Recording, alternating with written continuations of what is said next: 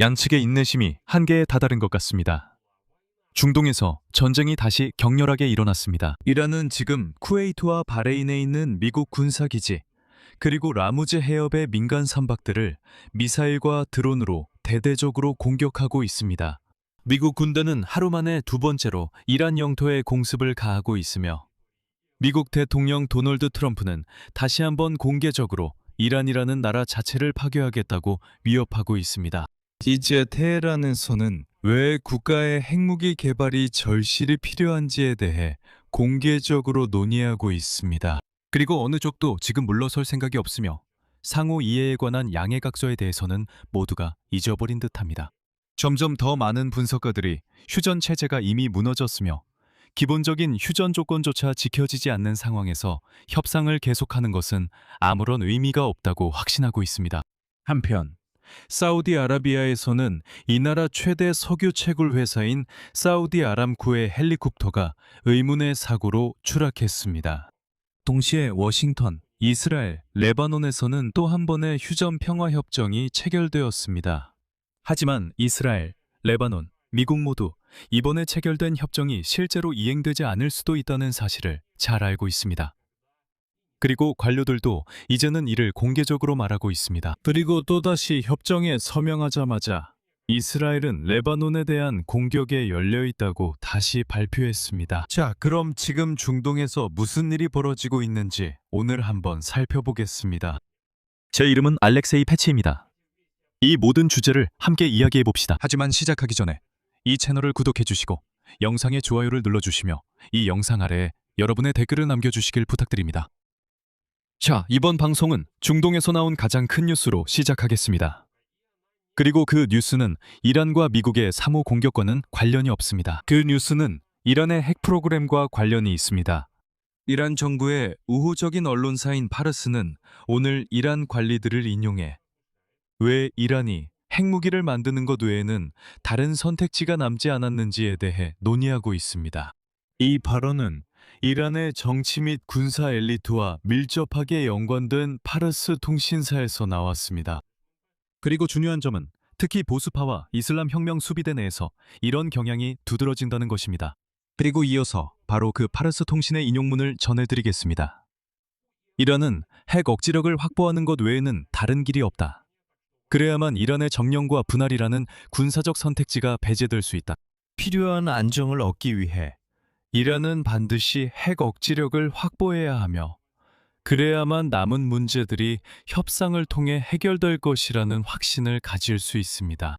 오직 이런 경우에만 미국과의 협상이 적절한 입장에서 이루어질 수 있습니다.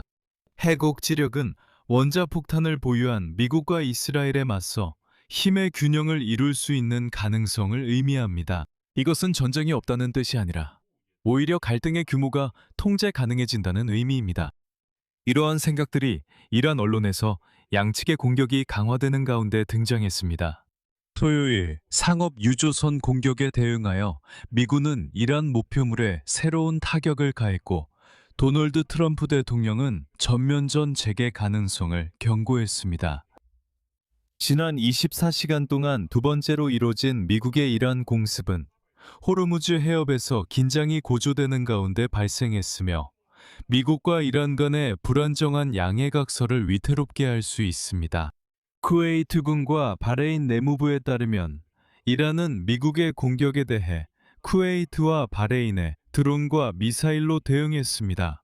현지 언론은 이란 혁명 수비대의 성명을 인용해 호르무즈 해협에서 선박에 대한 새로운 무력 공격 위협과 평화 프로세스 중단 가능성을 언급했다고 보도했습니다. 즉, 이란에서는 이미 60일간의 휴전 합의문을 일시 중단할 준비가 되어 있다고 분명히 밝히고 있습니다. 앞서 토요일에 이란 혁명 수비대는 200만 배럴이 넘는 원유를 실은 호르무즈 해협을 통과하던 MT 키쿠 유조선을 향해 공격용 드론을 발사했습니다. 이 사건은 미국이 또 다른 공격에 대응해 이란 목표물을 타격한 지 몇 시간 만에 발생했습니다. 같은 종류의 상선이 목요일에도 공격을 받았습니다. 당시 대만 유조선이 호르무즈 해협을 지나고 있었지만 오만 해안에 더 가까웠던 것으로 기억합니다. 이란인들은 이것이 자신들의 개인적인, 자신들만의 호르무즈 해협 통과 규칙을 침해한 것이라고 판단했습니다. 결국 그들은 샤헤드 무인기 4대로 그 선박을 공격했습니다. 그리고 미국의 첫 번째 공습에 대한 대응으로 이란인들은 토요일 이른 아침에 바레인에 있는 목표물을 공격했습니다. 이는 유조선 공격과는 별개입니다. 여러분도 아시다시피 모든 것이 연쇄 반응으로 이어졌고 멈추는 방법을 모르겠습니다.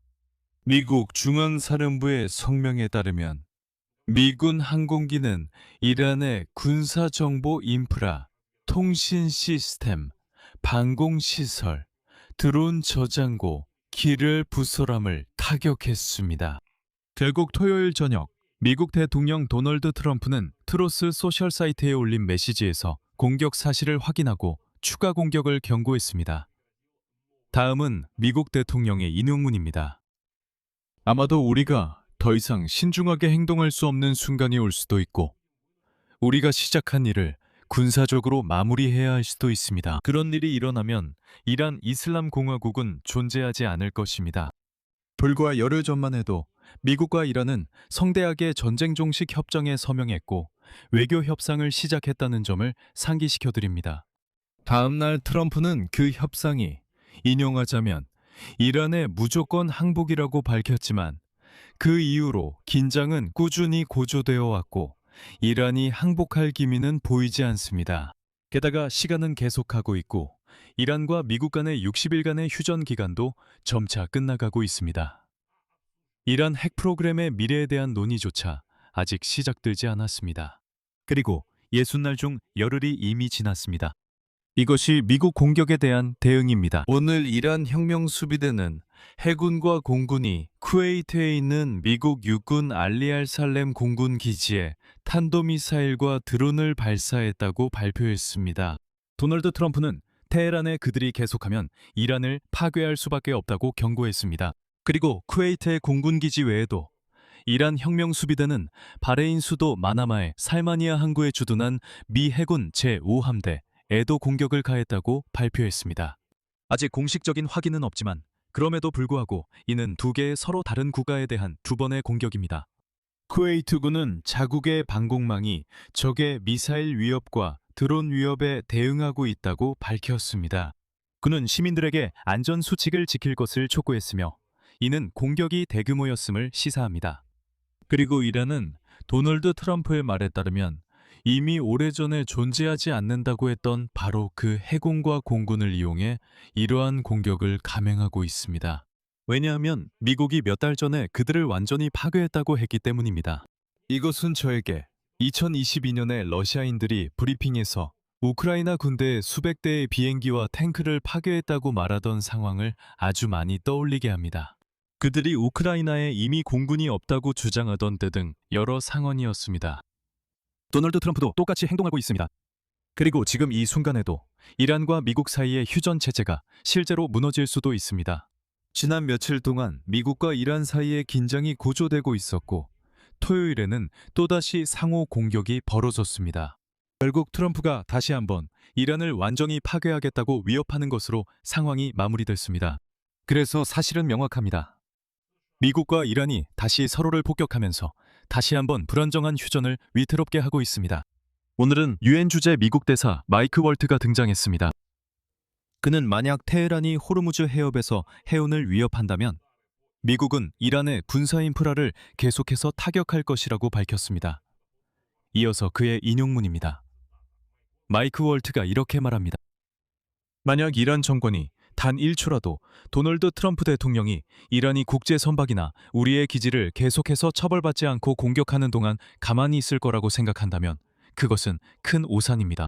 미국은 필요시 계속 대응할 것입니다. 그들이 국제 해상로를 불법적으로 통제하려고 사용하는 인프라를 파괴하기 위해 군사 조치를 취할 것입니다. 트럼프는 항상 외교의 기회를 줄 것이지만 대통령의 인내심이 영원히 지속되지는 않을 것입니다. 트럼프 대통령이 우리의 목표뿐만 아니라 전 세계의 목표, 즉 이란이 결코 핵무기를 갖지 못하도록 하기 위해 모든 가능한 선택지를 고려하지 않을 것이라고는 절대 생각하지 마십시오. 그리고 이런 일상적인 상황, 매일 악화되는 상황 속에서 미국과 이란의 기술 그룹 간에 이미 화요일로 예정된 스위스에서의 다음 협상 라운드가 실제로 열릴지조차 불확실합니다. 상호 이해에 관한 양해각서에 따라 이란은 상업 선박들이 호르무즈 해협을 안전하게 통과할 수 있도록 모든 노력을 다하겠다고 약속했습니다. 한편 미국은 이란 항구에 대한 봉쇄를 해제했습니다. 그리고 지난주 스위스에서 열린 협상에서 JJD 웬스 부통령이 이끄는 미국 대표단은 이란과 미국군과 이란 혁명수비대 군사지휘부 간의 핫라인을 구축하기로 합의했습니다. 이 핫라인은 호르무즈 해협에서 선박 이동을 조율하기 위한 것입니다. 이미 많은 사람들이 그때 말도 안 된다고 했어요. 도대체 이걸 어떻게 허용할 수 있느냐는 거죠. 당신들이 미국 군대와 당신들이 테러리스트라고 부르는 이란 혁명수비대 사이에 직통선을 만든다는 게 말이 됩니까? 제가 다시 말씀드리자면 미국에서는 법적으로 이란 혁명수비대가 테러 조직으로 간주되고 있습니다. JJD 웬스는 미국 군대와 테러리스트 사이에 멋진 직통선을 만들었다고 말합니다. 저는 미국 군인들에게 얼마나 굴욕적인 일인지 모르겠습니다. 이제부터는 우리가 직접 테러 조직으로 지정한 단체와 전화로 연락을 주고받아야 한다고 하니까요. 그리고 오늘 현재까지도 이 핫라인은 여전히 작동하지 않았습니다. 아무도 아무에게도 전화하지 않았습니다. 상황이 악화된 이유는 이란이 선박 통과를 자신들과만 조율해야 한다고 다시 주장했기 때문입니다. 하지만 휴전의 기미조차 없는 또 다른 전선도 있습니다. 오늘 엑시오스라는 매체가 이 상황을 아주 잘 설명했습니다. 이스라엘, 레바논, 미국 모두 전날 합의가 실제로 이루어지지 않을 수 있음을 알고 있습니다. 소식통에 따르면 모든 당사자들은 이번 합의가 헤즈볼라의 무력 대응을 초래할 수 있다는 점을 우려하고 있습니다. 특히 이 단체는 자신들을 배제한 채 이루어진 모든 합의를 무시하고 레바논을 다시 내전으로 몰아넣을 수도 있습니다. 또한 엑시오스는 이스라엘과 레바논 간의 합의가 스위스에서 미국과 이란 사이에 이루어진 일부 합의와 상충한다고 지적합니다. 이로 인해 휴전이 더 복잡해질 수 있습니다. 특히 이란은 이미 레바논에서의 분쟁을 미국과의 협상에 포함시키는 데 성공했습니다. 상호이의 각서는 이미 양측이 레바논에서의 휴전 체제를 준수하고 국가의 영토 보존을 보장할 것을 촉구하고 있습니다. 즉, 이스라엘이 자국 군대를 철수해야 한다는 의미입니다.